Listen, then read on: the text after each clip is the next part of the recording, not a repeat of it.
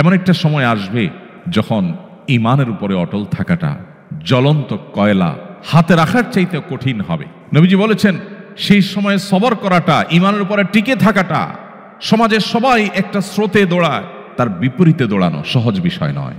কিন্তু এই কাজটা যারা করতে পারবে, নবীজি বলেছেন তাদের কাজটা কষ্টসাধ্য এতটাই যে জ্বলন্ত আগুনের কয়লা হাতে রাখার চাইতেও বা রাখার মতো কষ্টের, কিন্তু এর বিনিময়টা আবার সেরকম ঈর্ষণীয়। আল্লাহ তাআলা তাকে 50 জন মানুষের আমলের সমপরিমাণ সওয়াব তাকে দান করবেন। তিনি নামাজ পড়বেন 1 রাকাত, সওয়াব পাবেন 50 রাকাতের। তিনি রোজা রাখবেন একটা, সওয়াব পাবেন 50টার। তিনি হজ করবেন একটা, সওয়াব পাবেন 50টার। সাহাবীরা অবাক হয়ে গেলেন।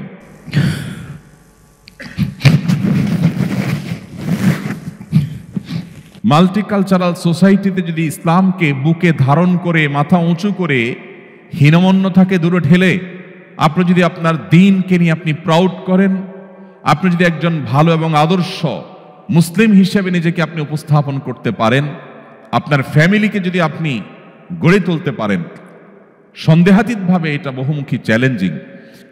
আজও যে সমস্ত মুসলিম পৃথিবীর বিভিন্ন প্রান্তে, এমনকি মুসলিম সমাজ এবং সোসাইটির মধ্যে বসবাস করেও নিজের ইসলামী আইডেন্টিটি ধরে রাখতে পারেন না, তাদের সবচেয়ে বড় ঘাটতি এবং দুর্বলতার জায়গাটা হলো ঈমানের দুর্বলতা।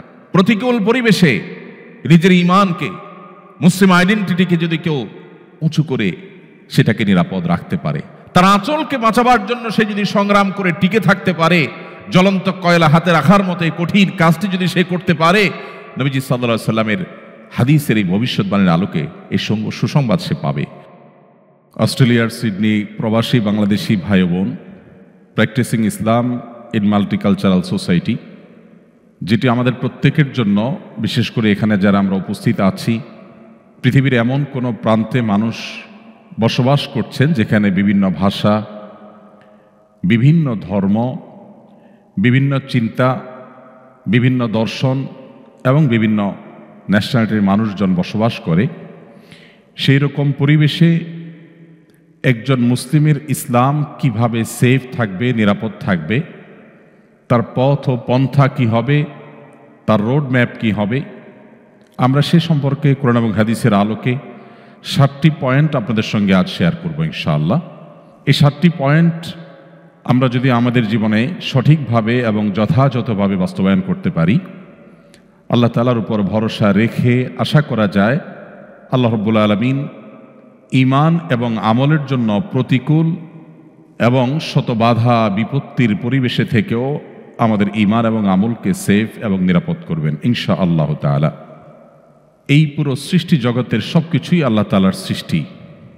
আল্লাহ ছাড়া নভমণ্ডল এবং ভূমণ্ডলের প্রতিটি ইঞ্চি জায়গা, প্রতিটি সৃষ্টি আল্লাহ রাব্বুল আলামিন নিজে সৃষ্টি করেছেন। এগুলোর সৃষ্টিকর্তা আল্লাহ তাআলা, পালনকর্তা আল্লাহ তাআলা।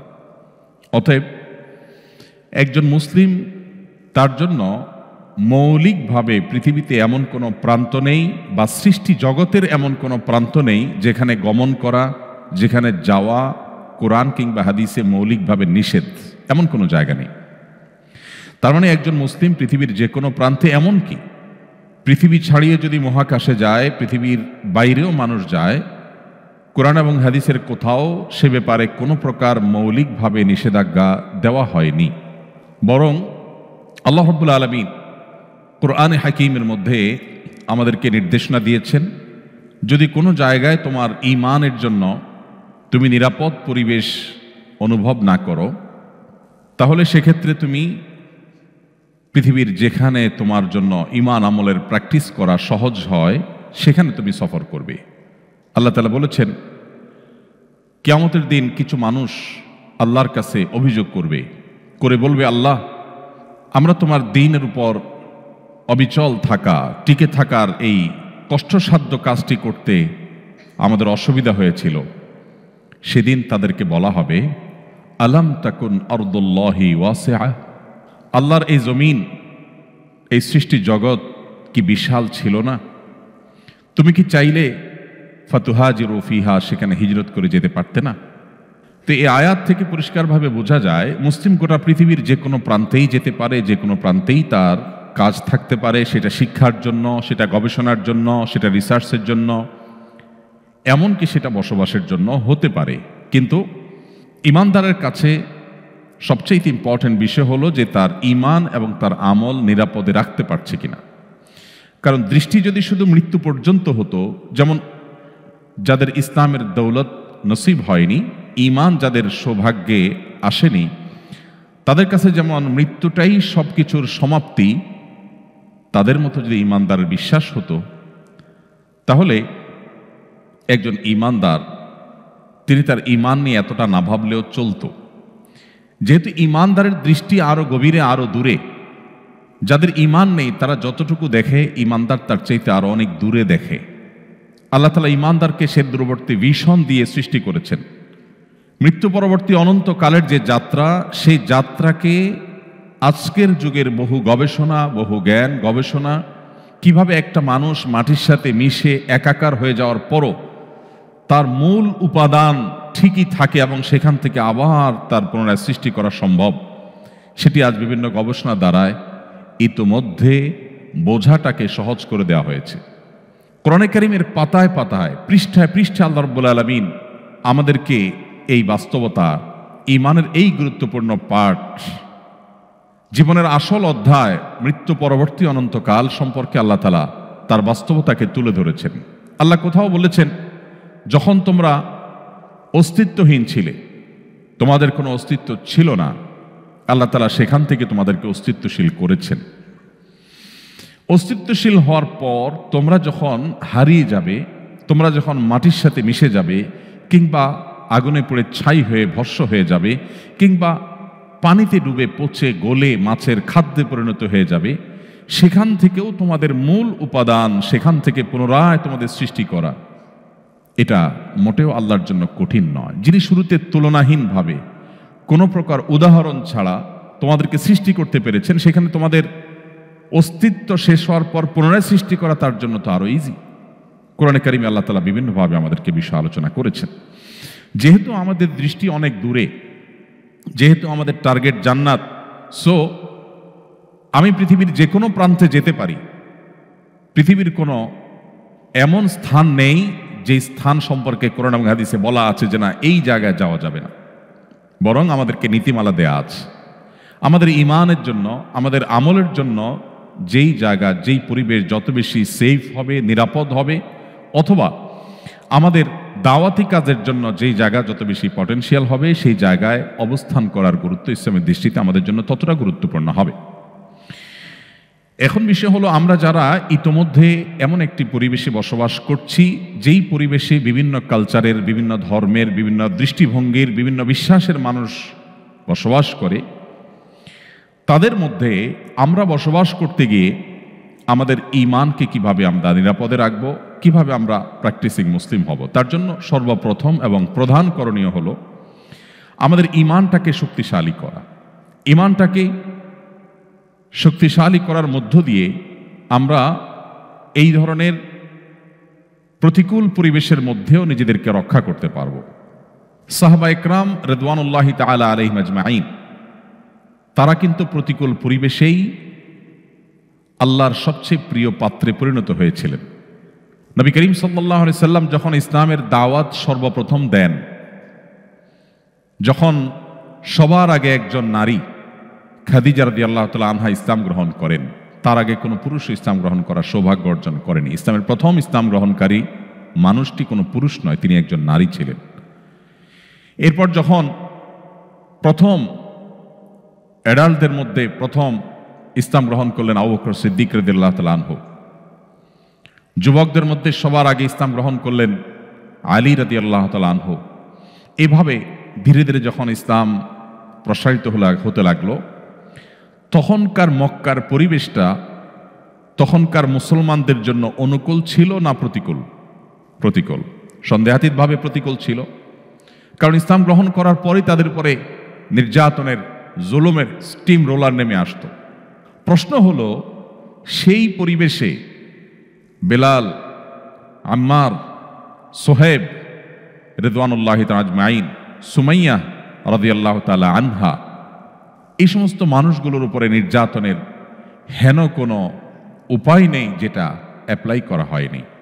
শুধু বেলাল রাদিয়াল্লাহু তাআলা আনহুকে ইসলাম থেকে বের করবার জন্য তাকে যে পরিমাণ প্রহার করা হতো, প্রতিটা হাদিসের কিতাবের পাতায় পাতায় তার অত্যাচারের ইতিহাস সিরাতের গ্রন্থের পাতায় পাতায় পৃষ্ঠা পৃষ্ঠা উঠে এসছে, যে তাকে মারতে মারতে সেন্সলেস করে ফেলা হতো।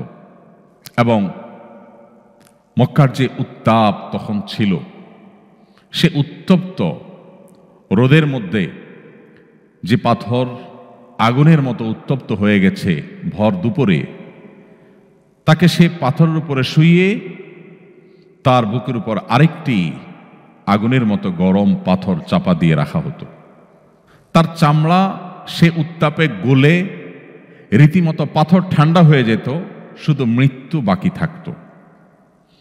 ঠিক সেই সময়ও তিনি বলতেন আহাদ আহাদ, অর্থাৎ তোমরা যে আমাকে আল্লাহর একত্ববাদ থেকে দূরে সরাবার চেষ্টা করছো, এই পরিস্থিতিতেও আমি স্বীকারোক্তি দিচ্ছি আল্লাহ এক, অদ্বিতীয়, তার কোনো শরীক নেই। আমি আর আমার ঈমানের উপরে অটল অবিচলতার কথা এই মুহূর্তেও দিচ্ছি। প্রশ্ন হলো, মক্কার সে সময়ের গুটি কয়েক মুসলিম তারা পরিপূর্ণ যে প্রতিকূল পরিবেশ ঠেলে নিজেদের ঈমানের ইসলামের আইডেন্টিটিকে তারা ধারণ করে রাখতে পেরেছিলেন, সেটা আজ আমরা যে চ্যালেঞ্জগুলো মোকাবেলা করছি সেই তুলনায় কম ছিল না বেশি ছিল? অনেক বেশি ছিল। আমাদেরকে কেউ ইসলাম চর্চা করতে বাধা সৃষ্টি করে না এখানে, কিন্তু দুর্ভাগ্য এরপরও আমরা ট্র্যাক থেকে সরে যাই, আমাদের আইডেন্টিটি পরিবর্তন হয়ে যায়, আমরা হীনমন্যতায় ভুগি, আমাদের ঈমানি দুর্বলতা আমাদেরকে গ্রাস করে ফেলে। সময়ত উপস্থিতি, কি সেই সিক্রেট ছিল, যেই সিক্রেট বেলালকে, আম্মারকে, সালমানকে, সোহেবকে রিদওয়ানুল্লাহ আজমাইন সমস্ত সাহাবা একরামকে এই প্রতিকূল পরিবেশের মধ্যেও তাদের ঈমানকে সমুন্নত রাখতে সাহায্য করেছিল। শুধু ঈমানকে সমুন্নত রাখতে সাহায্য করেছে তা নয়, প্রতিকূল পরিবেশে যারা ঈমানের বলে বলিয়ান হয়ে নিজেদেরকে টিকিয়ে রাখতে পারে, এই মানুষগুলোই পৃথিবীর পট পরিবর্তনের মহানায়ক হতে পারে, যেমনটি হয়েছিলেন এই সমস্ত সাহাবা একরাম। অতএব আপনারাও মাল্টিকালচারাল সোসাইটিতে যদি ইসলামকে বুকে ধারণ করে মাথা উঁচু করে হীনমন্যতাকে দূরে ঠেলে আপনি যদি আপনার দ্বীনকে নিয়ে আপনি প্রাউড করেন, আপনি যদি একজন ভালো এবং আদর্শ মুসলিম হিসেবে নিজেকে আপনি উপস্থাপন করতে পারেন, আপনার ফ্যামিলিকে যদি আপনি গড়ে তুলতে পারেন, সন্দেহাতীতভাবে এটা বহুমুখী চ্যালেঞ্জিং, কিন্তু এরপরও যদি আপনি কাজটি করতে পারেন, তাহলে আগামী 20, 50 কিংবা 100 বছর পর হয়তো নতুন যে পৃথিবী বা নতুন যে ইতিহাস রচিত হবে, আপনি তার অংশ হতে পারবেন। আল্লাহ তাআলা আমাদের সবাইকে সেই তৌফিক দান করুন। সময়ত উপস্থিতি, তো আমি যেটি বলছিলাম, মক্কার প্রতিকূল পরিবেশে যেখানে মুসলিম 1%ও না, কোনো পার্সেন্টেজেই আসার মতো ছিল না, সেই সময়কার মুসলিমরা তারা কি রোল প্লে করেছিলেন, তাদের কি গুণ এবং বৈশিষ্ট্য ছিল যে এত বাধার পরও তাদের একজন সাহাবী কেউ দেখাতে পারবে না যে অনেক বেশি বাধা, পরিবেশ অনেক বেশি প্রতিকূল, সেই কারণে তারা ঈমান থেকে এক চুল পরিমাণ সরেছেন, এমন একজন সাহাবীর ইতিহাস কেউ বের করতে পারবে না। কি ছিল তাদের মধ্যে? নাম্বার 1, তাদের মধ্যে ছিল বলিষ্ঠ ঈমানী শক্তি। আজও যে সমস্ত মুসলিম পৃথিবীর বিভিন্ন প্রান্তে, এমনকি মুসলিম সমাজ এবং সোসাইটির মধ্যে বসবাস করেও নিজের ইসলামী আইডেন্টিটি ধরে রাখতে পারেন না, তাদের সবচেয়ে বড় ঘাটতি এবং দুর্বলতার জায়গাটা হলো ঈমানের দুর্বলতা। অতএব শক্তিশালী ঈমান পারে আমাদেরকে প্রতিকূল পরিবেশের মধ্যে আমাদেরকে ইরতেদাদের হাত থেকে, মুরতাদ হয়ে যাওয়ার হাত থেকে, ধর্মহীন হয়ে যাওয়ার হাত থেকে, আমাদের ঈমান ধ্বংস হওয়ার হাত থেকে রক্ষা করতে। আর এই জন্যই আমাদেরকে কয়েকটি পদক্ষেপ নিতে হবে। নাম্বার 1, শক্তিশালী ঈমান অর্জন করবার জন্য ইসলামের মর্মটাকে আমাদের নতুন করে বোঝার চেষ্টা করতে হবে। আমাদের সৌভাগ্য, আমরা অলমোস্ট এখানে যারা আছি সবাই মুসলিম বাই বর্ন, জন্মসূত্রে আমরা সবাই মুসলিম। এটা আমাদের সৌভাগ্যের বিষয়। একই সাথে এটা আমাদের জন্য দুর্ভাগ্যেরও বিষয়। দুর্ভাগ্য এই জন্য যে জন্মসূত্রে মুসলিম হলে সাধারণত ইসলামটাকে নতুন করে বা ভালো করে ভেতর থেকে গোড়া থেকে জানার যে তাগাদা, এটা বেশিরভাগ মানুষ অনুভব করে না। আমি ব্যাপারটিকে উদাহরণ দিয়ে এভাবে বোঝাবার চেষ্টা করি। ধনী দুই প্রকার, কিছু ধনী ওয়ারিশ সূত্রে ধনী, আর কিছু ধনী নিজে কষ্ট করে উপার্জন করে ধনী হয়। যারা ওয়ারিশ সূত্রে ধন সম্পদ পায়, বেশিরভাগ ক্ষেত্রেই তারা সেই ধন সম্পদ ধরে রাখতে পারে না। আর যারা অনেক কষ্ট করে পরিশ্রম করে মাথার ঘাম পায়ে ফেলে তারপর অর্থ উপার্জন করতে পারে, তারা বেশিরভাগ ক্ষেত্রেই তাদের ধন সম্পদকে ধরে রাখতে পারে, কারণ সে জানে অনেক কষ্ট করে সে উপার্জন করেছে। ঠিক একইভাবে জন্মসূত্রে মুসলমান হওয়ার কারণে আমরা মনে করি আমি মুসলমানের সন্তান, আমি তো মুসলমান আছি, নতুন করে আমার ইসলাম আর জানার কি আছে। ভাইরা আমার, অনেক মুসলিম এখনো পৃথিবীতে অন্য 10টি ধর্মের মতো, অন্য 10টি জীবন দর্শনের মতো ইসলামটাকে জাস্ট প্রচলিত চলে আসা একটা দিন বা ধর্ম মনে করে। অথচ ইন্নাদ-দীন ইনদাল্লাহিল ইসলাম, আল্লাহ বলেছেন কোরআনে কারিমে দীপ্ত কণ্ঠে, দিন আল্লাহর কাছে একমাত্র ইসলামটাই হলো আল্লাহর কাছে মনোনীত দিন। আল্লাহ বলেছেন ওয়ামান ইয়াবতাগি গায়রাল ইসলামি দীনান ফালান ইউকবালা মিন, কিয়ামতের দিন ধর্ম হিসাবে, জীবন বিধান হিসাবে ইসলাম ছাড়া অন্য যেই কোনো পদ্ধতি অনুসরণ করে আল্লাহর সামনে উপস্থিত করা হলে সেটা তার কাছ থেকে অ্যাকসেপ্টেবল হবে না, আল্লাহ সেটা গ্রহণ করবেন না। অতএব আমাদের শক্তিশালী ঈমান দরকার প্রতিকূল পরিবেশে নিজেদেরকে টিকিয়ে রাখবার প্রয়োজনে। আর শক্তিশালী ঈমানের জন্য যে কয়েকটি বিষয় প্রয়োজন, তার প্রথম হলো ইসলামের মর্মটাকে ভালো করে বোঝা, যে ইসলামটা কি। মুহাম্মদ সাল্লাল্লাহু আলাইহি সাল্লাম যে জীবন দর্শন দিয়েছেন, এটা কি তার দেওয়া কোনো জিনিস? এটা কি তার ব্রেইন চাইল্ড?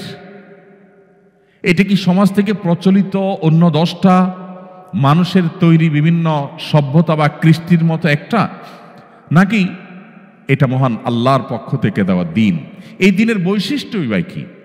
এই দিনের যে স্বাতন্ত্র্য, এর যে স্পেশালিটি, এর যে বিশেষত্ব, সেটা কি? আমরা যদি নতুন করে ইসলামটাকে বোঝার চেষ্টা করি, তাহলে ইসলামটা আমাদের জন্য বোঝা হবে না, বরং ইসলাম পালন করাটা আমাদের জন্য তৃপ্তির হবে।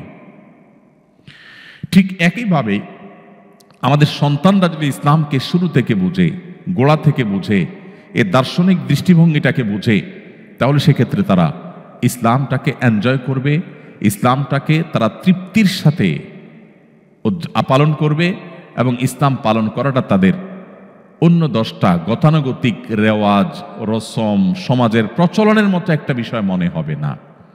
ইসলাম বোঝার প্রয়োজনে আমাদেরকে মৌলিক কিছু গ্রন্থের সহযোগিতা নিতে হবে, যে সমস্ত গ্রন্থ আমাদেরকে ইসলামকে বুঝতে সাহায্য করে। আমাদেরকে কোরআন খুলতে হবে, আমাদেরকে হাদিস খুলতে হবে, আমাদেরকে নিয়মতান্ত্রিকভাবে ইসলাম শেখার যে প্রসেস এবং পদ্ধতিগুলো আছে সেগুলো অবলম্বন করতে হবে। নাম্বার 2, আজকের পৃথিবীতে যে সমস্ত সভ্যতা, যে সমস্ত কৃষ্টি এবং কালচার প্রচলিত আছে, সমাজে বহু রকমের কালচার প্রচলিত আছে, সমাজে মানুষের বহু রকমের জীবন বিধান প্রচলিত আছে। একদিকে যেমন নাস্তিক্যবাদ আছে, আরেকদিকে বিভিন্ন ধর্মের অনুসারীদের যে লাইফস্টাইল আছে, এসব বিষয়গুলোর সাথে ইসলামকে তুলনামূলকভাবে জানার চেষ্টা করা। কম্পারেটিভ নলেজ যদি আমরা অর্জন করতে পারি, ইসলাম এবং প্রচলিত অন্যান্য কৃষ্টি কালচারের পার্থক্যের জায়গাগুলো কি, তাহলে সেক্ষেত্রে আমাদের ঈমান অনেক বেশি শক্তিশালী হবে ইনশাআল্লাহ। এবং এটার জন্য বহু বই পুস্তক আছে, বহু গবেষণা আছে, বহু আর্টিকেল আছে, বহু লেকচার আছে, সেগুলো আমাদের জন্য সহায়ক হতে পারে। আজ থেকে বহু বছর আগে থেকে প্রয়াত ডক্টর আহমদ দিদাত রাহিমাহুল্লাহ, তিনি যে কাজ শুরু করেছিলেন এবং তারও আগে ভারতবর্ষের আরও কয়েকজন বড় বড় মনীষী, এজহারুল হক গ্রন্থের রচয়িতা, তিনি যে মহাগ্রন্থ লিখেছেন, বিশেষ করে যখন মানুষের মনের মধ্যে ঈমান দুর্বল হয়ে যাচ্ছিল, সেরকম একটা সময়ে মানুষকে প্রতিকূল পরিবেশ থেকে বাঁচাবার জন্য যে সংগ্রাম তারা করেছিলেন, তাদের মধ্যে আরেকজন মনীষী কথা বলতে পারি, তুরস্কের, যার নাম হলো বদিউজ্জামান সাইদ নুরসি রাহিমাহুল্লাহ। আপনি বদিউজ্জামান সাইদ নুরসি রাহিমাহুল্লাহর জীবনী যদি আপনি অধ্যয়ন করেন, আপনি অবাক হবেন।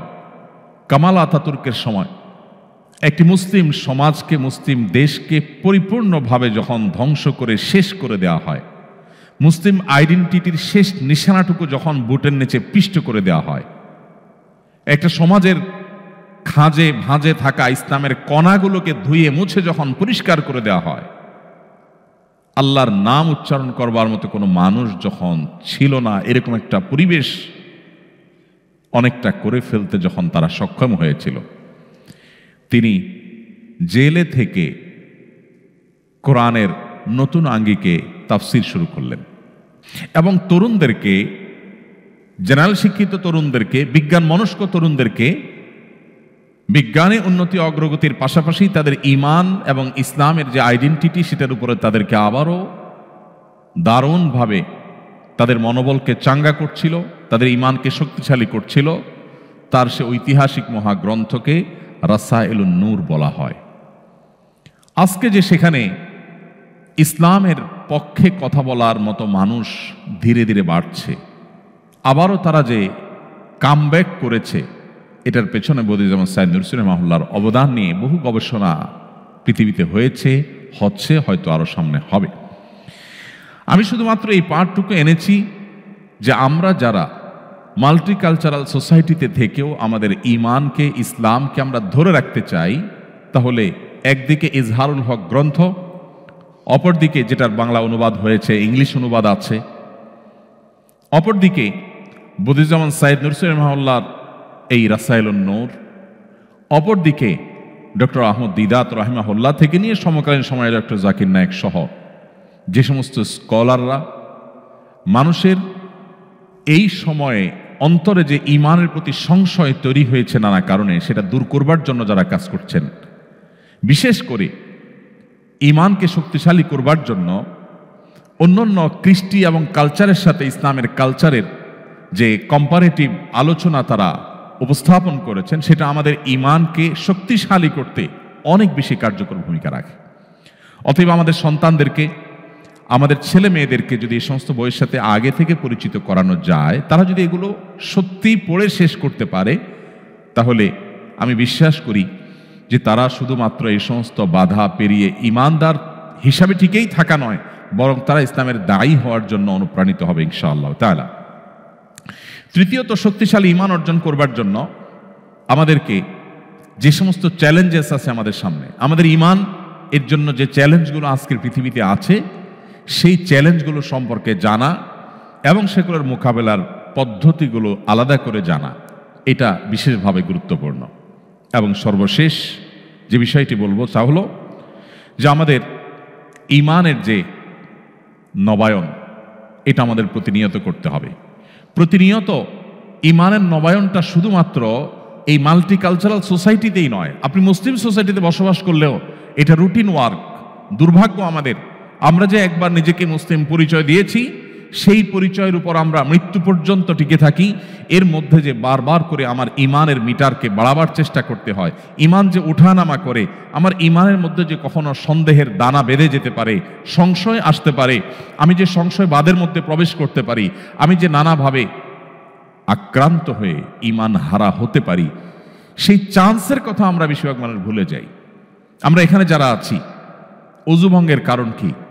আমরা ম্যাক্সিমাম মানুষ দু চারটি কারণ অন্তত বলতে পারবো যে কিসে অজু ভঙ্গ হয়। আমাদেরকে যদি জিজ্ঞেস করা হয় নামাজ ভঙ্গ হয় কিসে, সেটাও আমরা হয়তো বলতে পারবো দু চারটি কারণ অন্তত। বাট যদি জিজ্ঞেস করা হয় এখন যে আমাদের ঈমান কিসে ভাঙে, আমি অনেকটা শিওর যে এখানে বেশিরভাগ মানুষ একটি কারণও বলতে পারবেন না।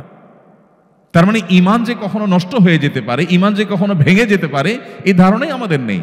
বরং আমাদের দেশে বিভিন্ন নেতৃস্থানীয় ব্যক্তিবর্গ বিভিন্ন সময়ে এমনভাবে কথা বলেন যেন ঈমান হলো লোহার চাইতেও শক্তিশালী কোনো পদার্থ। কোনো আঘাতে, এমনকি শিরকের আয়োজনের সাথে মিশে একাকার হয়ে গেলেও নাকি তাদের ঈমানের কোনো ক্ষতি হয় না। যার কারণে ঈমান নবায়ন করার গুরুত্বটা আমরা বুঝি না। ঈমান কিভাবে নবায়ন করতে হয়, এর গুরুত্বটা কি আমরা জানি না। নবী করিম সাল্লাল্লাহু আলাইহি সাল্লাম সেই সময় যখন এই চ্যালেঞ্জগুলো ছিল না, তখন বলেছেন, জাদ্দিদু ঈমানাকুম, তোমাদের ঈমানকে তোমরা নবায়ন করো, ঈমানকে রিনিউ করো। কিলা কাইফা নুজাদ্দিদু ঈমানানা ইয়া রাসূলুল্লাহ, হে আল্লাহর রাসূল, আমরা কিভাবে আমাদের ঈমানকে নবায়ন করতে পারি? তিনি বলেছিলেন, আকসিরু মিন কওলি লা ইলাহা ইল্লাল্লাহ, তোমরা লা ইলাহা ইল্লাল্লাহ এই যে বাক্য, এর মর্ম উপলব্ধি করে এটাকে বারবার তোমরা এটাকে উচ্চারণ করো, এটাকে বারবার নিজের মধ্যে ধারণ করো। আমার ঈমানের মিটার নেমে গেল কিনা, আমি সন্দেহের চোরাবালিতে প্রবেশ করে যাচ্ছি কিনা, আমি সংশয়বাদের মধ্যে প্রবেশ করে যাচ্ছি কিনা, আমি ঈমান থেকে বিচ্যুত হয়ে যাচ্ছি কিনা, খুব গভীর মনোযোগের সাথে আমার সম্পদকে যেরকম আমি প্রতিনিয়ত হিসেব নিকেশ করি, আমি যেরকম সব সময় আমার সামাজিক অবস্থান, আমার ক্যারিয়ার, এগুলোকে সব সময় যেরকম আমি টেক কেয়ার করার চেষ্টা করি, ঠিক একইভাবে ঈমানের টেক কেয়ার করা, ঈমানের নার্সিং করা, ঈমানের পরিচর্যা করা, এটা আমাদের ঈমানকে শক্তিশালী করার জন্য অপরিহার্য। দুর্ভাগ্য, বেশিরভাগ মানুষই আমরা মুসলিম বাই চান্স হওয়ার কারণে, মুসলিম বাই চয়েস না হওয়ার কারণে আমাদের ঈমানকে নবায়ন করবার সুযোগ আমরা পাইনি। আমি আজকের এই চমৎকার আয়োজনে আমি আমার সকল ভাই বোনদেরকে উদাত্ত আহ্বান করতে চাই, আসুন শুধুমাত্র মাল্টিকালচারাল সোসাইটিতেই নয়, আপনি কোনো মুসলিম সোসাইটিতে বসবাস করলেও আপনাকে শক্তিশালী ঈমান ধারণ করতে হবে। কারণ আমরা সেই সময়ে পৌঁছে গেছি যেই সময় সম্পর্কে নবী করিম সাল্লাল্লাহু আলাইহি সাল্লাম ১৫০০ বছর আগে প্রায় আমাদেরকে সতর্ক করেছেন। ইউসবিহুর রাজুলু মুমিনা ওয়া ইউমসি কাফিরা ওয়া ইউমসি মুমিনা ওয়া ইউসবিহু কাফিরা ইয়াবিউ দীনাহু বিআরদিন মিনাদ দুনিয়া। নবীজি বলেছেন, এমন একটা সময় আসবে মানুষ সকালে ঈমানদার থাকবে, মুসলমানের খাতায় নাম থাকবে, কিন্তু দিনের মধ্যে এমন কিছু সে দেখেছে, এমন কিছু তার ব্রেইনে ঢুকেছে, এমন কিছু তাকে বাই প্ল্যান দেখানো হয়েছে যে তার ঈমানের আইডেন্টিটি থেকে সে সরে গেছে, সন্ধ্যায় সে বেঈমান হয়ে গেছে। কেউ বিকেলে সন্ধ্যায় দিনের শেষ প্রহরে মুসলিম থাকলো, আবার রাত পোহাতে না পোহাতে সকালে হয়তো সে বেঈমান হয়ে গেছে। সামান্য একটু পার্থিব সুবিধা পাওয়ার জন্য, একটু ভালো থাকার জন্য, একটু ভালো দিনাতিপাত করার জন্য সে তার ঈমানকে বিক্রি করে দিয়েছে, সে তার আইডেন্টিটিকে রিস্কের মধ্যে ফেলে দিয়েছে। এরকম একটা সময় আসবে। নবীজি বলেছিলেন, বাদিরু বিল আমালি ফিতানা কাকিতা'আল লাইলিল মুজলিম, তোমরা সেই সময় আসার আগে নেক আমলের প্রতি ধাবিত হও, অগ্রসর হও, কম্পিটিশনে অবতীর্ণ হও। যখন ফিতনা পৃথিবীতে এমনভাবে ছেয়ে যাবে, অন্ধকার যেরকম রাত হলে গোটা পৃথিবীকে ছেয়ে ফেলে, যখন রাত হয়ে যায় তখন অন্ধকার ঘরের বাইরে থাকে, বা ঘরের ভিতরে অন্ধকার থাকে আর বাহিরে আলো থাকে এমন নয়, ভেতরে বাহিরে প্রতিটা জায়গাকে অন্ধকার ছেয়ে ফেলে। রাত হলে যেরকম অন্ধকার সবকিছুকে ছেয়ে ফেলে, ফিতনা গোটা পৃথিবীকে ছেয়ে ফেলবে। মুসলিমের ঘরেও প্রবেশ করবে, অমুসলিমের ঘরেও প্রবেশ করবে।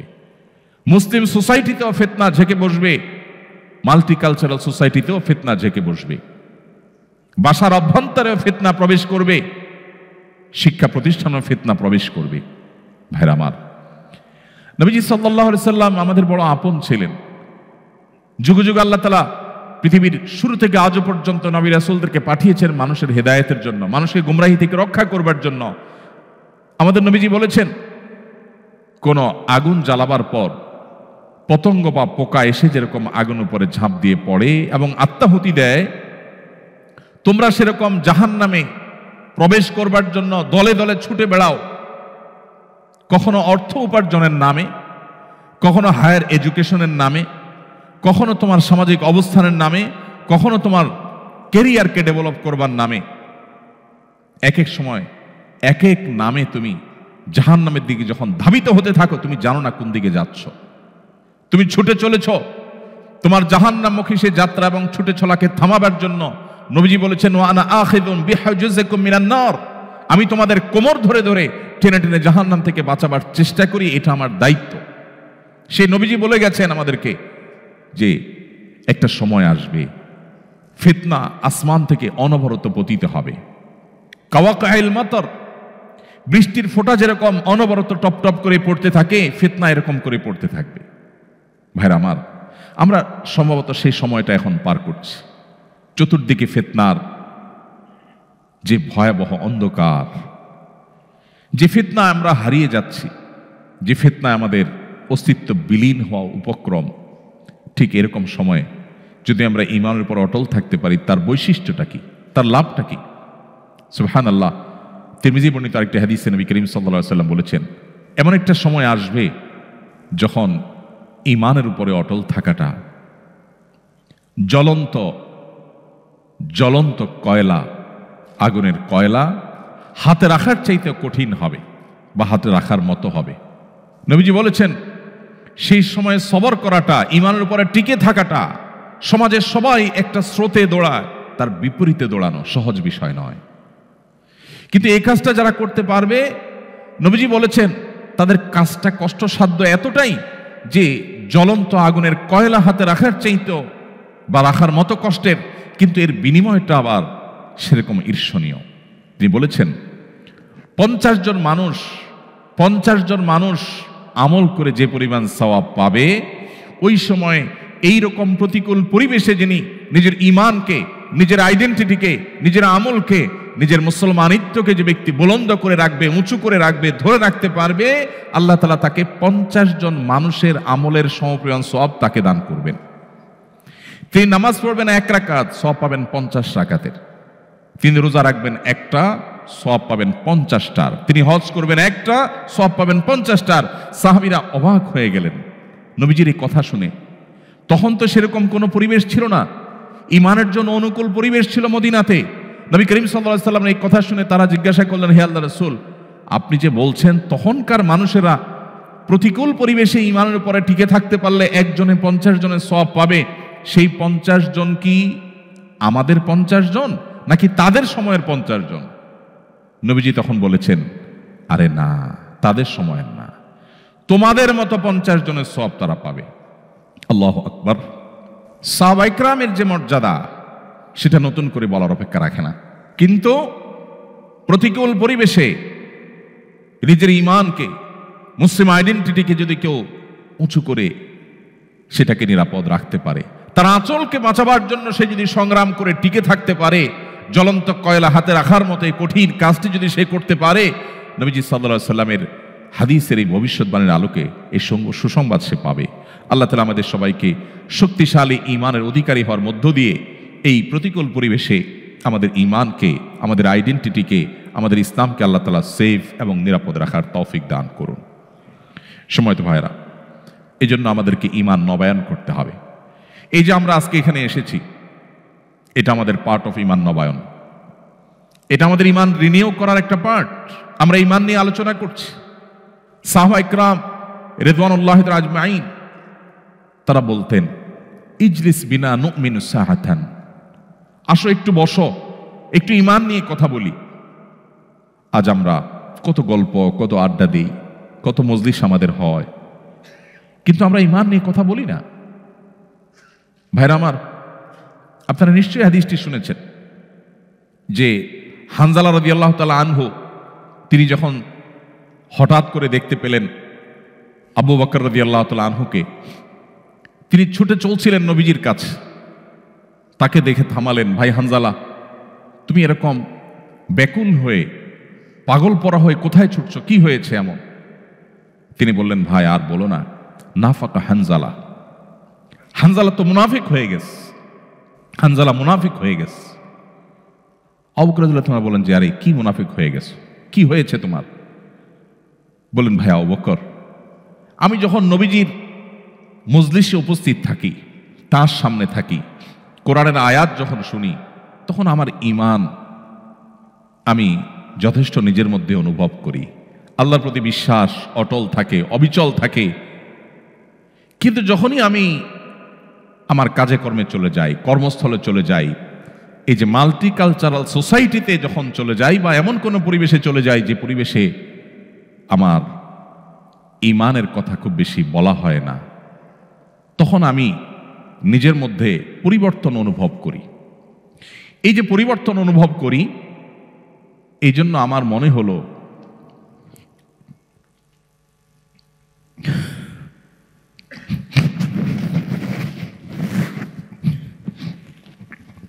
তার মনে হলো যে তিনি না জানি মুনাফিক হয়ে যাচ্ছে।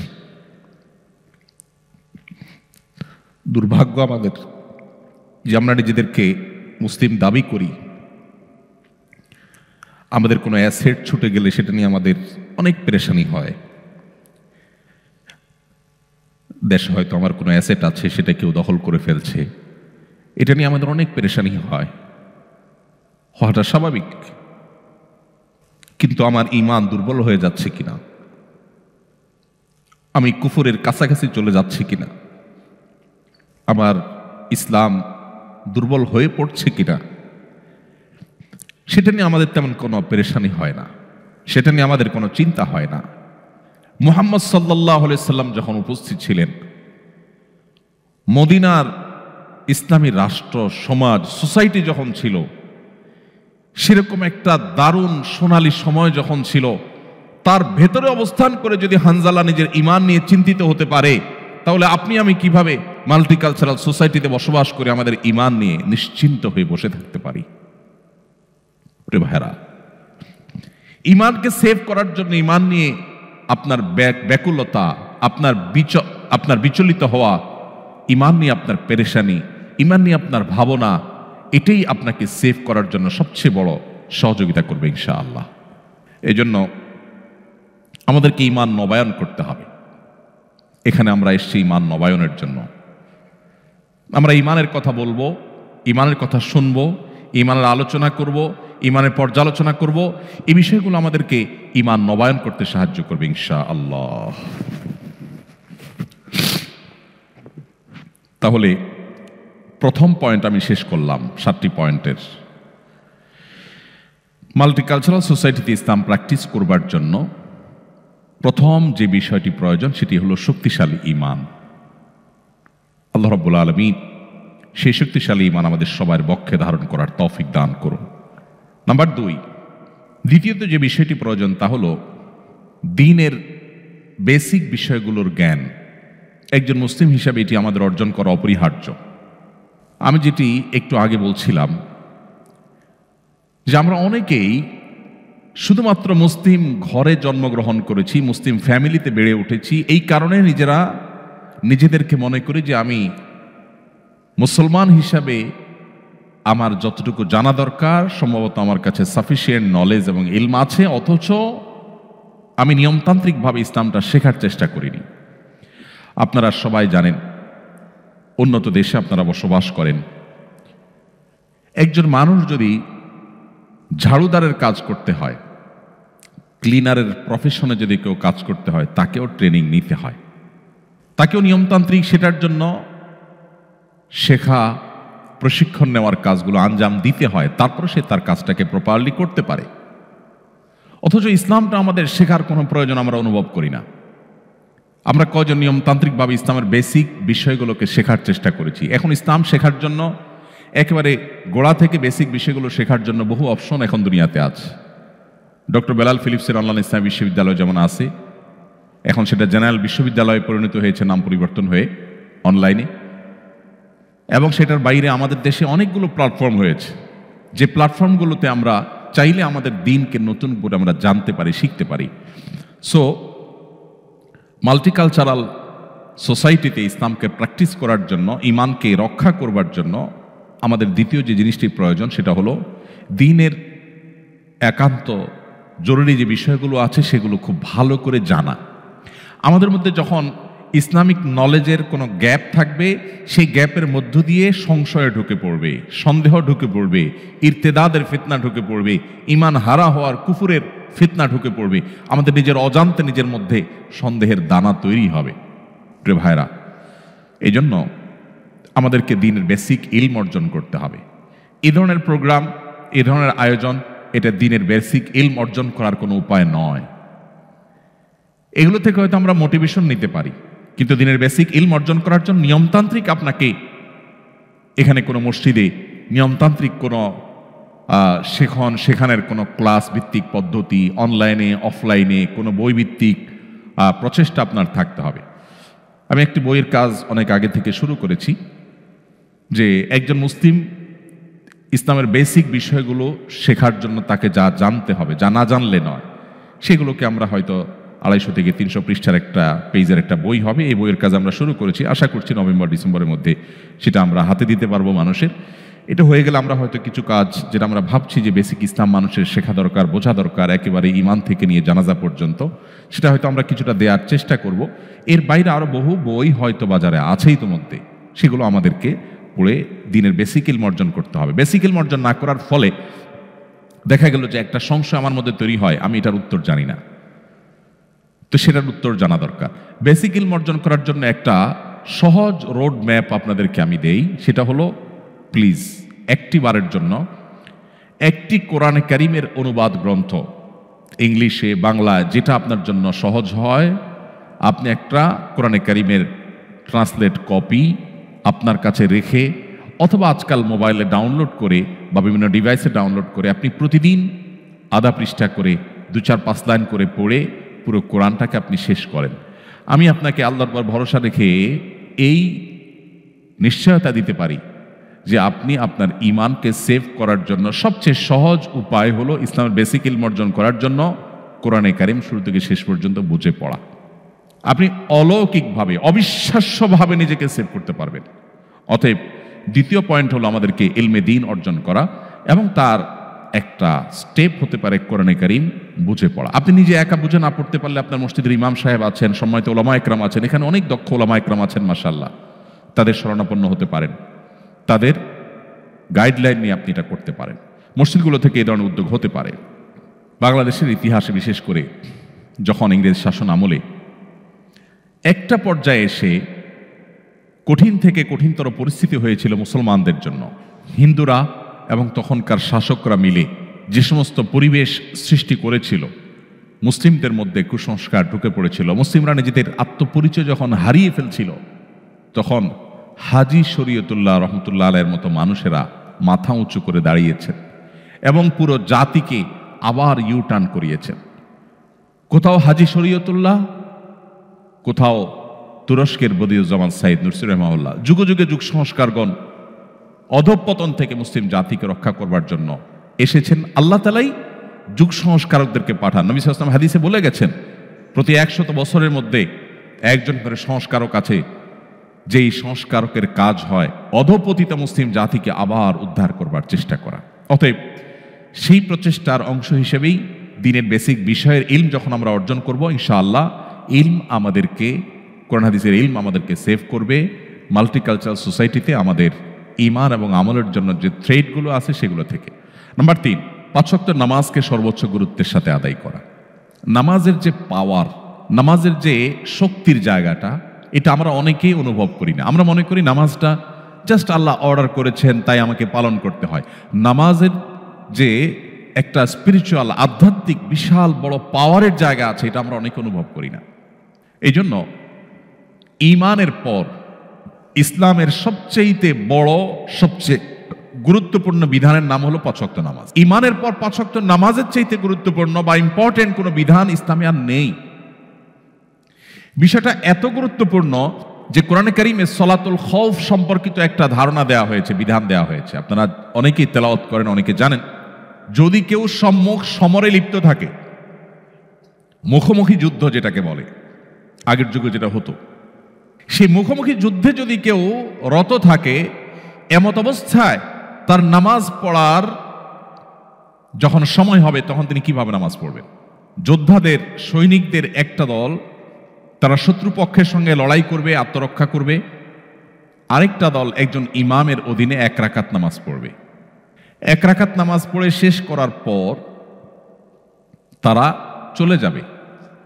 অথচ 1 রাকাত নামাজ পড়ে তো নামাজ শেষ হয় না 2 রাকাতের নিচে। মুসাফির অবস্থায় 2 রাকাত, সলাতুল খৌফ 2 রাকাত। এই 2 রাকাত অবস্থার যে নামাজ, সেটা 2 রাকাত নয়, বরং 1 রাকাত পড়ে তারা চলে যাবে। কেন? কারণ এটা রণাঙ্গন, এটা সাধারণ জায়গা নয়, এতগুলো মানুষের জীবনের ব্যাপার। সো তারা যে আবার রণাঙ্গনে যুদ্ধে লিপ্ত হবে, এতক্ষণ যারা যুদ্ধে নিজেদের নিরাপত্তার চাদরে ঢাকার জন্য লড়ছিল, তারা আবার এসে ওই ইমাম যিনি আছেন তিনি ইমামতি করবেন, তার পেছনে ইমামের দ্বিতীয় রাকাতে তারা এসে জয়েন করবেন। তার মানে তাদের প্রথম রাকাত হবে। এরপর এরা আবার 1 রাকাত পড়ে আবার চলে যাবে। প্রথম যে গ্রুপটা 1 রাকাত পড়েছিল তারা আবার ব্যাক করে দ্বিতীয় রাকাত পড়বে। এর মধ্যে ইমামের নামাজ শেষ হয়ে যাবে, তারা নিজেরা একা একা 2 রাকাত দ্বিতীয় রাকাত শেষ করবে। এরপরে তারা আবার যাওয়ার পরে দ্বিতীয় গ্রুপ এসে তাদের দ্বিতীয় রাকাত আদায় করবে। আপনি একটিবার ভাবুন, আল্লাহ রাব্বুল আলামিন তো এই বিধানটা দিতে পারতেন যে যেহেতু জীবন রক্ষার প্রশ্ন, সো লড়াই করো, এখন নামাজ দরকার নাই, জীবন বাঁচলে তখন পড়িও। ইসলামের নামাজের ইম্পর্টেন্সি কোন লেভেলে হলে যে এই রকম পরিস্থিতিতে পর্যন্ত আপনাকে রাকাত ভাগ করে নামাজ পড়ার বিধানও দেয়া হয়েছে, এই বিধান ছিল। এটা নামাজের গুরুত্ব আমাদেরকে বুঝতে সাহায্য করে। আমরা অনেকেই হয়তো জেনে থাকব আমাদের প্রিয় নবী সাল্লাল্লাহু আলাইহি ওয়াসাল্লাম তার জীবনের সবচাইতে গুরুত্বপূর্ণ কাজ ছিল নামাজ। কানা ইজা হাজাবাহু আমরুন ফাজা ইলা সালাহ। নবীজি যখনই কোনো কঠিন পরিস্থিতির মধ্যে পড়তেন, নামাজের দিকে ধাবিত হতেন। যখনই মনটা খারাপ থাকতো, পেরেশান হতেন, বেলাল রাদিয়াল্লাহু তাআলাকে বলতেন, আরিহনা বিহা ইয়া বেলাল, ও বেলাল একটু আজান হাঁকো, একটু আজান হাঁকো, আজান হেঁকে নামাজের আয়োজন করো, আমাকে শান্ত করো, আমাকে একটু প্রশান্তি দাও। নামাজে কি তৃপ্তি ছিল! মা আয়েশা রাদিয়াল্লাহু তাআলা বলছেন, নবীজি যখন রাতে নামাজে দাঁড়াতেন, তাহাজ্জুদে দাঁড়াতেন, লা তাসআল আন হুসনিহিন্না ওয়া তুলিহিন্না, নবীজির সে নামাজের সৌন্দর্য, তার সে নামাজের কোয়ালিটি আর বলো না। তিনি যখন দাঁড়িয়ে কেরাত পড়তেন, মনে হতো তিনি বোধহয় আর রুকুতে যাবেন না। কত দীর্ঘ কেরাত হলে 1 রাকাতে সূরা বাকারা, লম্বা লম্বা সূরা শেষ করা যায়, ঘন্টাকে ঘন্টা দাঁড়িয়ে থাকা যায়। নামাজে কতটা তৃপ্তি হলে এটা সম্ভব হয়। এরপর তিনি যখন রুকুতে যেতেন, এত দীর্ঘ সময় ধরে রুকু করতেন। মা আয়েশা রাদিয়াল্লাহু তাআলা আনহা তিনি বলেন যে তার রুকু দেখে, সে রাতের নামাজের রুকু দেখে আমার মায়া হতো। ইস, তিনি কি আর মাথা উঁচু করবেন না? আবার যখন সেজদায় যেতেন, মনে হয় সেজদায় এই বুঝি তার শেষ সেজদা, আর মনে হয় মাথা উঠাবেন না। এত দীর্ঘ সময় নিয়ে নামাজ পড়তেন, এত লম্বা সময় নিয়ে নামাজ পড়তেন, এবং নামাজে দাঁড়িয়ে এত লম্বা সময় রুকুতে সেজদাতে অতিবাহিত করতেন সময় যে তার পা মোবারক ফুলে যেত। ভাইরা আমার, পা ফুলে যাওয়া কিন্তু কোনো স্বাভাবিক বিষয় নয়। আপনি অনেক সময় দাঁড়িয়ে থাকলে, একটা পজিশনে থাকলে হয়তো পা ব্যথা হয়ে যাবে, পা ফুলে যায়। এই ফুলে যাওয়াটা সাধারণ বিষয় না। কি পরিমাণ প্রেশার নিলে পা ফুলে যেত। নবী করিম সাল্লাল্লাহু আলাইহি সাল্লাম নামাজে সে তৃপ্তি পেয়েছেন। আজ দুর্ভাগ্য আমাদের কাছে নামাজটা জাস্ট বোঝা, নামাজটা জাস্ট, আমরা নামাজের সময় আসলে আমরা মুক্ত হওয়ার চেষ্টা করি, মানে নামাজটা পড়লাম, ঝামেলা শেষ হয়ে গেল। অথচ এটা আল্লাহর সাথে কানেক্টেড হওয়ার সুযোগ। আমার দিন রাত 24 ঘন্টার সবচেয়ে আবেগ ঘন সময়, আমার আল্লাহর সাথে কথোপকথনের সুযোগ। সহিহ মুসলিম বর্ণনা, নবী সাল্লাল্লাহু আলাইহি ওয়াসাল্লাম নামাজকে বলেছেন মুনাজাত মা আল্লাহ, আল্লাহর সাথে কথোপকথনের স্কোপ। অথচ এটা আজকে আমাদের কাছে বোঝা হয়ে গেছে। এই নামাজ, এটাকে যদি কোয়ালিটির সাথে আদায় করতে পারি, খুব ধীরস্থিরতার সাথে, লম্বা সময় নিয়ে, মনোযোগ সহকারে নামাজে কি বলছি সেগুলোর অর্থ বুঝে বুঝে আল্লাহর সাথে আমি যদি কনভারসেশনে, কথোপকথনে আমি রত হয়ে যাই, ডুবে যাই, তাহলে আমার মাল্টিকালচারাল সোসাইটিতে আমার ঈমান, আমার ইসলামের এই পরিচয়কে ধারণ করতে অনেক বেশি হেল্পফুল হবে। নামাজ অনেক বেশি হেল্প করবে। আপনারা আয়াত অনেকেই জানেন, আল্লাহ তাআলা বলেছেন, ইন্নাস সালাতা তানহা আনিল ফাহশাই ওয়াল মুনকার। নামাজ মানুষকে অশ্লীল মন্দ কাজ থেকে বাঁচিয়ে রাখে। আমাদের অনেক ভাইরা আছে যারা ঠুনকো অজুহাতে নামাজ তরক করেন, বিশেষ করে এই ধরনের পরিবেশে আপনারা যেখানে আছেন, যে অফিসে আমার কলিগদের মধ্যে কেউ মুসলমান না, আমি একা মুসলিম, আমি একা নামাজ পড়লে কেমন দেখা যায়, সবাই তাকিয়ে থাকবে। অথবা আমি বাহিরে আছি, তো সেখানে নামাজ পড়তে গেলে কেমন দেখা যাবে, এখানে কোনো মসজিদ পাচ্ছি না আশেপাশে, এদিকে ওয়াক্ত শেষ হয়ে যাচ্ছে, তাহলে আমি নামাজ না পড়লে, নামাজ পড়তে গেলে সবাই আমার দিকে তাকিয়ে থাকবে বা আমি একটু বিব্রতকর পরিস্থিতি পড়ব, এরকম ঠুনকো অজুহাতে আমরা অনেকে নামাজ ছেড়ে দেই। এটা হলো আমাদের ইমানের দুর্বলতার কারণে, আমার ইমানের দুর্বলতার কারণে। একজন ইমানদার তার জীবনে কোনো অবস্থাতে তিনি নামাজ ত্যাগ করতে পারেন না। ইসলামে অনেক বিষয়ের ত্যাগ, এটার বিকল্প আছে, কিন্তু নামাজ ত্যাগের বিকল্প নেই। এই জন্য কোনো মুসলিম নামাজ ত্যাগ করতে পারেন না। মুহাম্মদ সাল্লাল্লাহু আলাইহি সাল্লামের সময় মুনাফিক যারা ছিল তারাও নামাজ পড়তো, যারা ভেতরে ভেতরে অমুসলিমদের চর ছিল তারা নামাজের সময় মসজিদে উপস্থিত হতো। এই জন্য এই পরিবেশে যদি আপনি 5 ওয়াক্ত নামাজকে সর্বোচ্চ গুরুত্বের সাথে আদায় করেন, আপনি যদি একাকী কোথাও কোনো অফিসে থাকেন, একাকী নামাজ পড়বেন, আপনি অন্তত ফরজটুকু হলো আপনাকে পড়তেই হবে। আপনার লাঞ্চের ব্রেকের সময় আপনি ওয়াশরুমে যাওয়ার যে সময়টা পাবেন, সেই সময়টা থেকে সেভ করে আপনাকে নামাজ পড়তে হবে, যে কোনো মূল্যে পড়তে হবে। তো যদি কেউ নামাজের ব্যাপারে এই নো কম্প্রোমাইজের জায়গায় যেতে পারে, আশা করা যায় তার ইমানকে আল্লাহ তাআলা সেভ করবেন, কারণ অন্যায় অশ্লীলতা থেকে সে বাঁচতে পারবে। এই নামাজ তাকে প্রতিহত করবে তার সমস্ত বাধাগুলোকে। এই জন্য নামাজের ব্যাপারে আমাদের সর্বোচ্চ গুরুত্ব আরোপ করতে হবে। আমাদের বোনরা অনেক সময় দেখা যায় এমন কোনো পরিবেশে যান যে পুরুষরা যেখানে সেখানে ঘাসের উপর দাঁড়িয়ে গেল, বোনরা দাঁড়াতে পারেন না, কিন্তু তাদেরকেও দাঁড়াতে হবে। সবাই তাকিয়ে থাকবে, থাকুক না। হ্যাঁ, আমি বলছি না আপনাকে মানুষের চলাচলের রাস্তায় আপনাকে দাঁড়িয়ে যেতে, আমি বলছি না আপনাকে এমন কোনো জায়গায় দাঁড়িয়ে যেতে মুসলমানদের সম্পর্কে এখানকার অন্য ধর্মাবলম্বীরা বাজে ভুল ধারণা নেয়, আমি সেটা বলছি না। নিশ্চয়ই আপনি 2 রাকাত নামাজ পড়ার মতো জায়গা আপনি বের করে নিতে পারবেন, সেটা আপনাকে করতেই হবে। অতএব এই জায়গাটাতে আমাদের কোনো কম্প্রোমাইজ করা চলবে না। আমাদের সাবকন্টিনেন্টে যারা আমরা মুসলমান, আমাদের মধ্যে একটা ধারণা জন্মেছে যে নামাজ না পড়লে কি হয়েছে, ঈমান আছে। অনেক বেনামাজিকে নামাজের কথা বললে বলে, ভাই নামাজ না পড়লে কি হয়েছে, আমার ঈমান আছে। নাম আতর আলী, গায়ের থেকে দুর্গন্ধ আসে। নাম কি? আতর আলী, গায়ের থেকে আসে কি? দুর্গন্ধ। ব্যাপারটা ওই রকম। আপনি বলতেছেন নামাজ না পড়লে কি হয়েছে, আমার ঈমান আছে, মানে আপনার ঈমান এত মজবুত? আপনার ঈমান তো আমার দরকার, যে না পড়লেও থাকে। অথচ নবী করিম সাল্লাল্লাহু আলাইহি সাল্লাম কঠোরভাবে বলেছেন, শক্তভাবে তিনি বলেছেন, আল ফারকু বাইনানা ওয়া বাইনাহুম তারকুস সালাহ। ঈমানদারের সাথে অমুসলিমের পার্থক্যই হলো মূলত নামাজ। এটা ঈমানদারকে পৃথক করে। অতএব কোনো অবস্থাতে এটা ছাড়া যেতে পারে না। আমি আপনাদেরকে উদাত্ত আহ্বান করতে চাই, আমাদের অনেক ভাইরা আছেন যারা বাসায় নামাজ পড়েন, কর্মস্থলে পড়েন না, অথবা 5 ওয়াক্ত নামাজ পড়েন কিন্তু একটু ঝামেলা হলে তিনি নামাজ কাজা করেন। পৃথিবীর অনেক দেশে আমাদের অনেক ভাই বোনরা আছেন যারা আমাদের কাছে প্রশ্ন পাঠান, বলেন ভাই সকাল থেকে নিয়ে নামাজের সময় পাই না, তো আমি একসাথে ডিউটি শেষে বাসায় এসে জোহর, আসর, মাগরিব, এশা একসাথে পড়ি। নামাজটা এরকম ছেলে খেলার নয়। আল্লাহ বলেছেন, ইন্না সালাতা কানাত আলাল মুমিনিনা কিতাবাম মাওকুতা, নির্দিষ্ট সময় নামাজ পড়াটাকে অপরিহার্য করা হয়েছে। আপনার যদি এমন কোনো জব, এমন কোনো চাকরি করতে হয় যে চাকরি করতে গিয়ে আপনি নামাজ পড়তে পারবেন না, তো সেই চাকরি আপনি করবেন কিনা তার আগে সিদ্ধান্ত আপনাকে নিতে হবে আপনার ঈমানের আলোকে। আপনাকে যদি আমি অফার করি যে আপনি একটি জব আপনার সামনে আছে, আপনি একটা চাকরি করবেন, সেখানে আপনি ডিউটি চলাকালীন সময়ে শুধু নিঃশ্বাসটা বন্ধ করে রাখতে হবে, স্যালারি পাবেন আপনি 1 বিলিয়ন, কেউ করবে এই চাকরি? কারণ স্যালারি তো পরের কথা, প্রথম দিনের কয়েক সেকেন্ডের পরেই তো আমি মারা যাব। তো 1 বিলিয়ন যদি আমি পাইও, এটাতে আমি কি করব? ঈমানদারের কাছে নামাজটা সেরকম। আমার নামাজ যদি পড়াই না যায়, আমার ঈমানে যদি না থাকে, তো আমি এই চাকরি দিয়ে কি করব?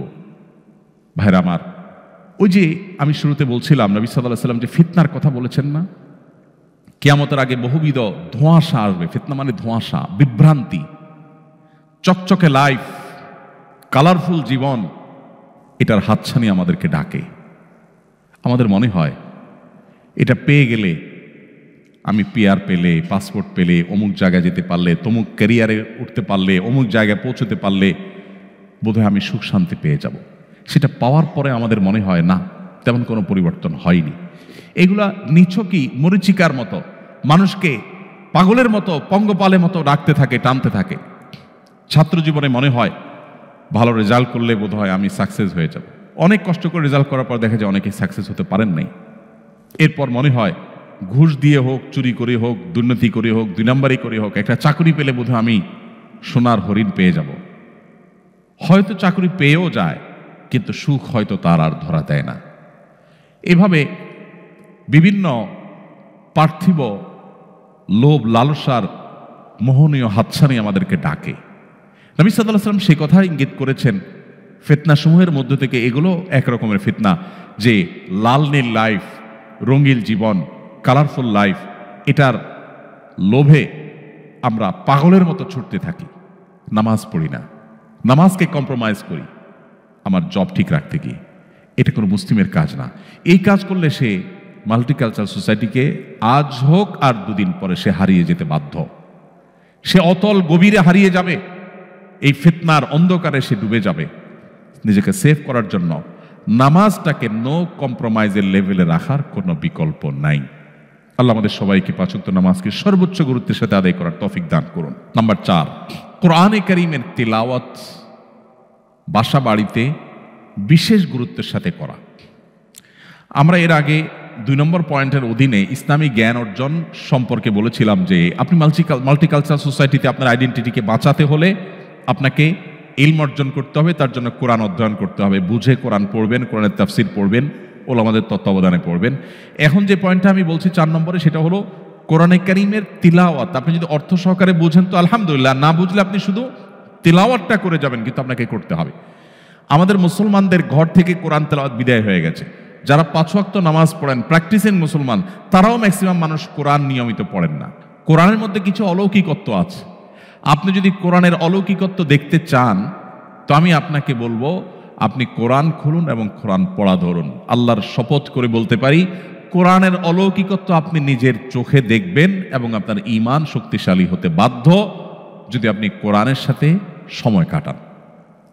কোরআন এমন এক জীবন্ত মহাগ্রন্থ, এখনো পর্যন্ত পৃথিবীতে যত অমুসলিমেরা ইসলামে আসে বেশিরভাগ মানুষ কোরআন অধ্যয়ন করে ইসলামে আসতে বাধ্য হয়। কোরআনে কারীমের অলৌকিকত্ব এরকম যে কোরআনের তেলাওয়াতটা ইটসেলফ একটা মানুষের ভেতরকে, মনোজগৎকে পরিবর্তন করবার জন্য অনেক বেশি হেল্পফুল হয়। আমাদের বাসা বাড়িতে কোরআন তেলাওয়াত নাই।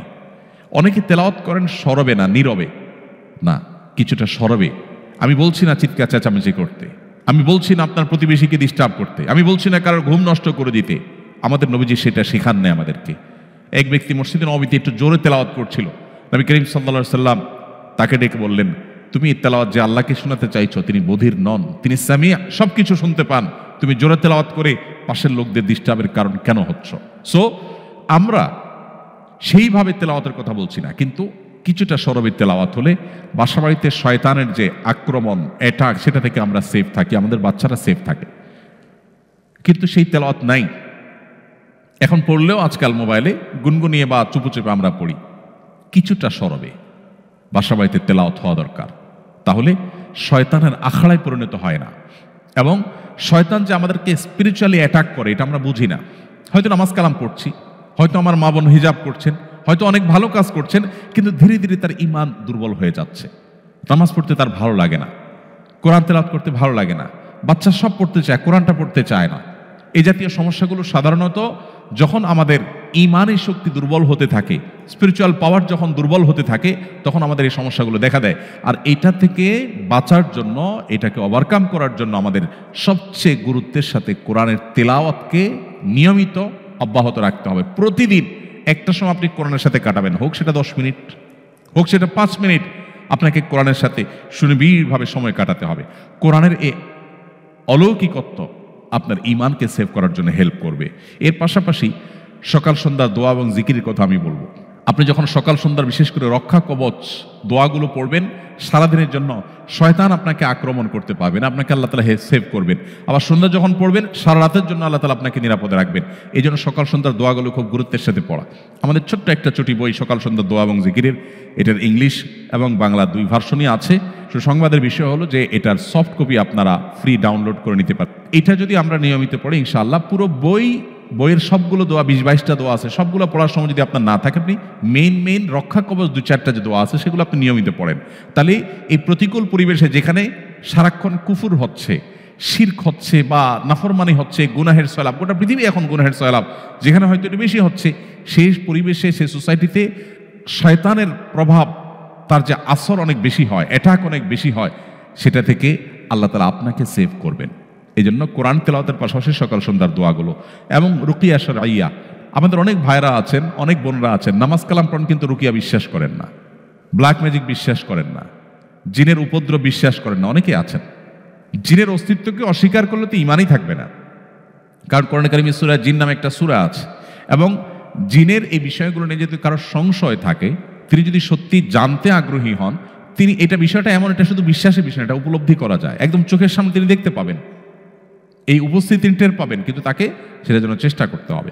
তো যেটা বলছিলাম যে বাচ্চাদের মধ্যে অনেক সময় দেখা যায় কোরআন কারীমের তেলাওয়াত, সকাল সন্ধ্যার দোয়া এবং জিকির এবং রুকিয়া শারঈয়া, এটার ইতিবাচক পজিটিভ প্রভাব হয় তাদের ঈমানকে সেভ করার জন্য। অতএব এটার চর্চা আমাদের বাসাবাড়িতে থাকতে হবে। এটা হলো 4 নম্বর। নাম্বার 5, ইসলামী সমাজ এবং সোসাইটি, এটা খুবই গুরুত্বপূর্ণ। আলহামদুলিল্লাহ, সিডনি এমন একটি জায়গা যেখানে প্রচুর পরিমাণ বাংলাদেশিরা আপনারা বসবাস করেন। শুধু বাংলাদেশি নয়, আমাদের অন্যান্য দেশের বা অন্যান্য ভাষাভাষী, অন্যান্য দেশীয় ন্যাশনালিটির আমাদের মুসলিম ভাই বোনেরা অনেক বেশি পরিমাণে আছেন। পৃথিবীর অল্প কয়েকটা মাল্টিকালচারাল সোসাইটির মধ্যে একটা হলো এইটা, যেখানে আপনারা চাইলেই নিজেরা অনেক সুন্দর নিজেদের মধ্যে একটা বেশ শক্তিশালী সোসাইটি ডেভেলপ করতে পারেন। এটার মধ্য দিয়ে নিজেদের ঈমান আমলকে সেভ করাটা ইজি হয়। মানুষ যখন বিচ্ছিন্নতা থাকে, তখন তার দ্বারা ঈমান আমলকে সেভ করা, নিরাপদে রাখাটা কঠিন হয়ে পড়ে। অতএব এই সোসাইটি মেনটেন করা, এই যে আমরা এখানে আসলাম, এটা পার্ট অফ দ্যাট। এরকম একটা উদ্যোগ হলো যে আমরা এখানে সবাই একত্র হলাম ঈমানের আলোচনা করার জন্য। এরকম বড় আকারে না হলেও আপনার মসজিদে, আপনার মহল্লাতে ছোট আকারে হতে পারে। আপনি এই যে ফজর গ্রুপের ভাইয়েরা ফজর নামাজ তারা পড়েন, জাস্ট ফজর নামাজের সময় আসেন, একত্র হন, সেখান থেকে একটা গ্রুপ হয়েছে, সেখান থেকে একটা সোসাইটি হয়েছে, সেখান থেকে তারা পরস্পরের বন্ধু এবং আত্মীয় স্বজনের মতোই আপন হয়ে গেছেন। এই যে এখান থেকে একটা ভালো কিছু হলো। এরকম ছোট ছোট বিভিন্ন সোসাইটি হতে পারে, বিভিন্ন কমিউনিটি হতে পারে, বিভিন্ন সার্কেল হতে পারে। এই সার্কেলগুলোতে আমরা টিকে থাকলে বা সেগুলোতে এঙ্গেজ থাকলে আমাদের ঈমান আমলকে সেভ করা নিরাপদ হবে। আমাদের বাচ্চারা যখন দেখবে যে তার বাবা মায়ের বা তার ফ্যামিলির যে সার্কেল, সেই সার্কেলে ঈমানকে খুব নার্সিং করা হয়, গুরুত্ব দেওয়া হয়, পরিচর্যা করা হয়, তখন সে সেখান থেকে সেগুলো শিখবে এবং তার প্রভাব, পজিটিভ প্রভাব তার উপরে পড়বে। সো এই যে সার্কেল মেনটেন করা বা কমিউনিটি মেনটেন করা মুসলিমদের অমুসলিম প্রধান দেশে এবং মাল্টিকালচারাল সোসাইটিতে, এটা খুবই ইম্পর্টেন্ট বিষয়। এমনকি মুসলিম সমাজও এটা আজকাল অনেক গুরুত্বপূর্ণ হয়ে পড়েছে, যে আপনার ফ্যামিলি অন্য একটা ফ্যামিলিতে যাবে, যেখান থেকে বাচ্চারা ভালো কিছু শিখবে, যেখান থেকে আপনি ভালো কিছু শিখবেন, যার কাছ থেকে আপনি ভালো কিছু শিখতে পারেন, তার সাথে আপনি সেদে সেদে যাবেন, বন্ধুত্ব করবেন, উঠা বসা করবেন, তাকে দাওয়াত দিবেন, তার বাসায় যাবেন। এরকম যত ভালো সোসাইটি আপনি মেনটেন করতে পারবেন, তত আপনার ভালো হওয়া সহজ হবে। কারণ আল্লাহ বলেছেন, ইয়া আইয়ুহাল্লাযীনা আমানুত্তাকুল্লাহ ওয়া কুনু মা'আস সাদিকিন, হে ঈমানদাররা, তোমরা তাকওয়া অবলম্বন করো আর মুত্তাকিদের সাথে থাকো, অর্থাৎ ভালো মানুষদের সঙ্গ অবলম্বন করো। আমি যে জায়গায় আছি সেখানে ভালো মানুষ বা ঈমানদার মানুষের সংখ্যা যদি কম হয়, সেখানে যেই ঈমানদাররা আছে তাদের মধ্য থেকে ভালো মানুষগুলোকে খুঁজে বের করে তাদের সাথে একটা চেইনের মধ্যে আমি যদি যুক্ত হয়ে যাই, তাহলে সেক্ষেত্রে আমার ঈমান সেভ হওয়ার জন্য অনেক বেশি সহায়ক হবে। এটা হলো 5 নম্বর। আমি ডিটেইলে আর যাচ্ছি না। নাম্বার 6, ইসলামের দাওয়াত দেওয়া। আপনি যে পরিবেশে আপনার ঈমান হুমকির মধ্যে পড়তে পারে, সেই পরিবেশে আপনার থাকার শরঈ রাইট তখনই পান যখন আপনার উদ্দেশ্য মূলত ভালো থাকা খাওয়া হয় না, বরং উদ্দেশ্য হয় দাওয়া ইলাল্লাহ, আল্লাহর পথে মানুষকে দাওয়াত দেওয়া। আল্লাহর পথে মানুষকে দাওয়াত দেওয়ার জন্য মাদ্রাসায় পড়ালেখা করে আলেম হইতে হবে, নট নেসেসারি। আপনি একজন সাধারণ শিক্ষিত, আপনি যে কোনো প্রফেশনের মানুষ, এমনকি আপনি একজন নারী, আপনি আপনার জায়গা থেকে ইসলামের দায়ী হতে পারেন, প্রচারক হতে পারেন। আমি আমেরিকাতে আমাদের এমন এমন বোনকে চিনি, বয়সে আমার মায়ের বয়সী, কিন্তু দাওয়াতের ক্ষেত্রে এত অগ্রসর যে আমার ঈর্ষা হয় যে একজন নারী যিনি জাস্ট ঘরে থাকেন, ঘর সামলান, অথচ শত শত হাজারো মানুষের হেদায়েতের বন্দোবস্ত আল্লাহ তার হাতের উপর দিয়ে করছেন। এরকম বহু বোনকে আমি চিনি পার্সোনালি।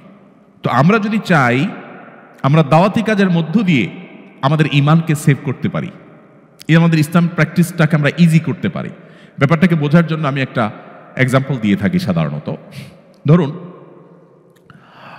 আপনাদের এখানে নির্বাচন হয় সবসময়, নিশ্চয়ই বিভিন্ন রকমের নির্বাচন হয়, সামনে হয়তো আবারও হবে।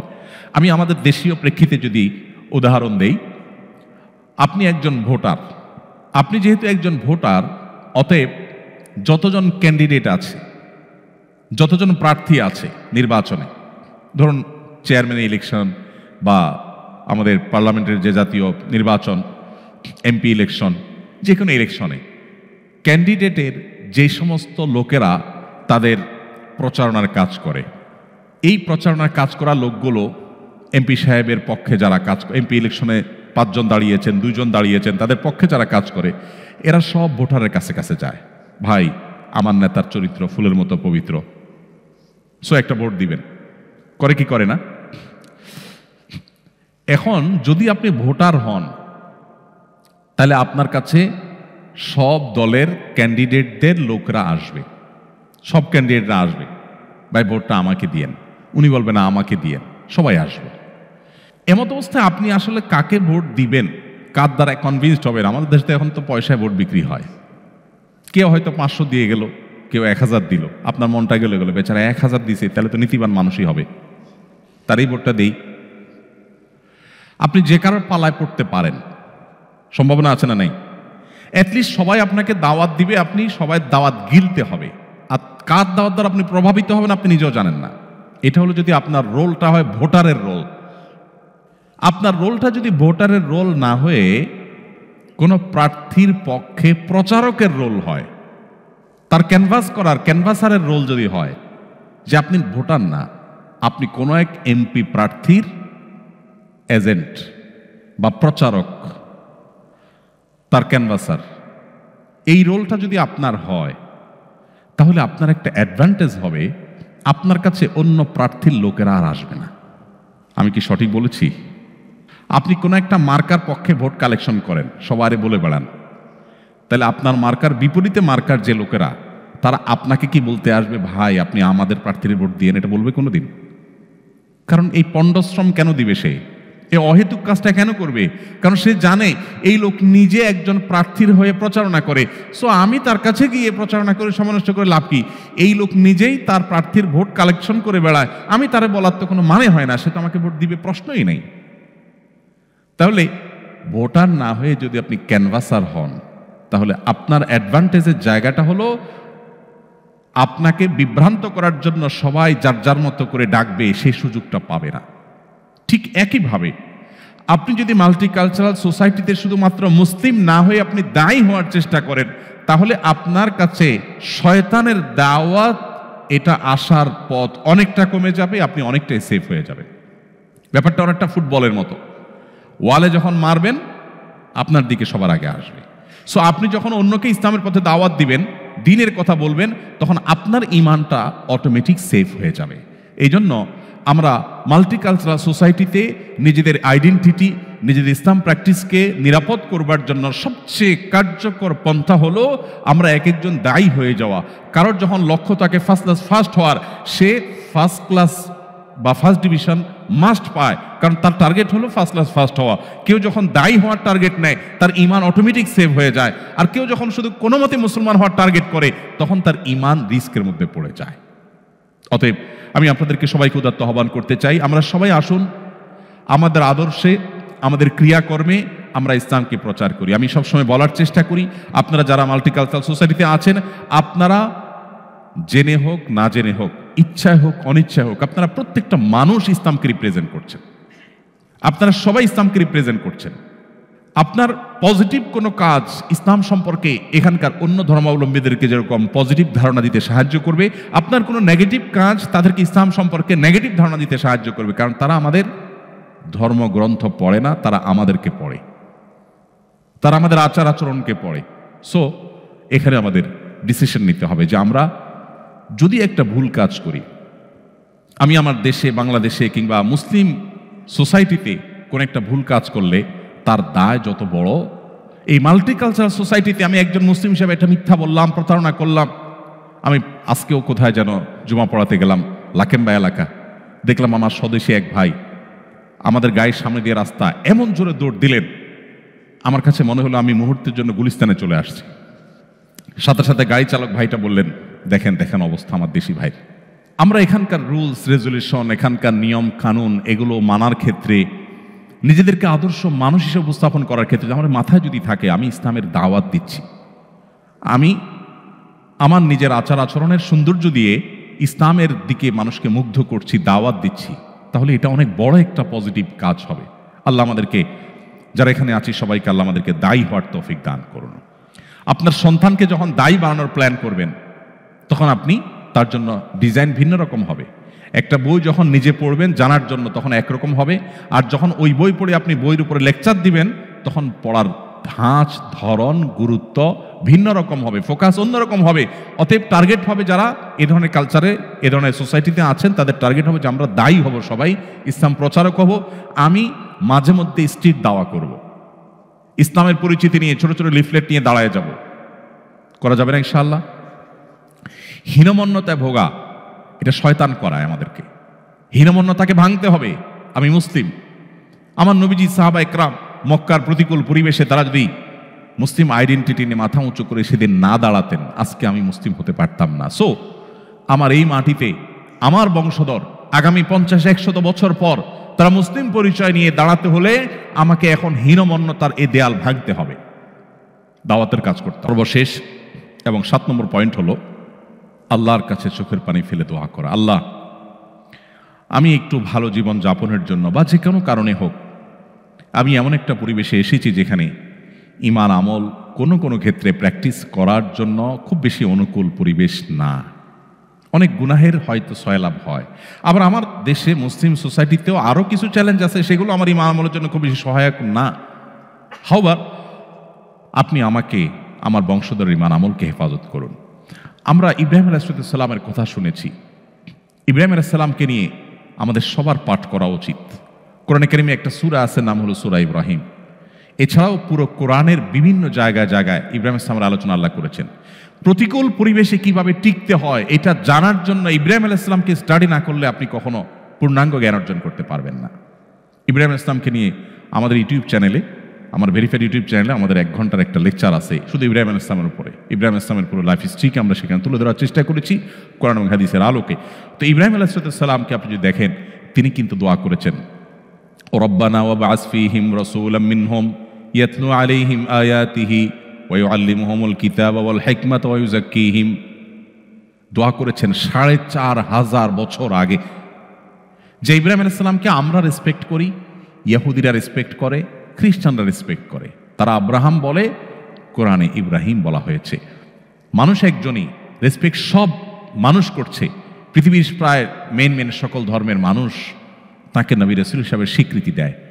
সেই ইব্রাহিম আলাইহিস সালাম দোয়া করেছেন, হে আল্লাহ, 4500 বছর আগে দোয়া করেছেন, হে আল্লাহ, আমার বংশধরদের মধ্যে এমন এক রাসূল পাঠান যিনি আপনার আয়াত ওহী মানুষকে পাঠ করে শোনাবে, মানুষকে হিকমা এবং ইলম শেখাবে এবং মানুষকে পরিশুদ্ধ করবে, আত্মশুদ্ধি করবে।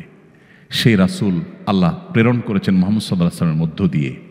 আল্লাহ বলেছেন, লাকাদ মান্নাল্লাহু আলাইহি আলাল মুমিনিনা ইয বাআসা ফীহিম রাসূলাম মিনহুম ইয়াতলু আলাইহিম আয়াতিহি ওয়া ইউযাক্কিহিম ওয়া ইউআল্লিমুহুমুল কিতাবা ওয়াল হিকমাহ। তাহলে তিনি 4500 বছর আগে চিন্তা করেছেন যে আমার পরবর্তী জেনারেশনে ঈমান যেন সেফ থাকে। অথচ দুর্ভাগ্য আমাদের, আমরা আমার সন্তান, আমার ছেলে মেয়ে, চোখের সামনে ছেলে মেয়ে, তাদের ঈমান আমলকে সেভ করার জন্য আমার কোনো পেরেশানি ব্যাকুলতা নেই। অতএব এর জন্য আল্লাহর কাছে দোয়া করতে হবে। ইব্রাহিম আলাইহিস সালাম যেরকম দোয়া করেছেন এবং আল্লাহ তার বংশধর ইমান আমলকে সেভ করেছে, ঠিক আমরাও যদি আল্লাহর কাছে চোখের পানি ফেলে আমাদের রুটিন কাজ বানিয়ে নেই, প্রতিনিয়ত আল্লাহর কাছে চোখের পানি ফেলে, আল্লাহ আপনি হেদায়েতের মালিক, আল্লাহ আপনি হেফাজতের মালিক, আপনি আমাদের সম্পদ যেরকম হেফাজতের দোয়া করি, আমাদের ইমানকে আপনি হেফাজত করুন, আমাদের জেনারেশনের ইমানকে আপনি হেফাজত করুন, তাহলে ইনশাআল্লাহ আল্লাহ তাআলা আমাদেরকে হেফাজত করবেন।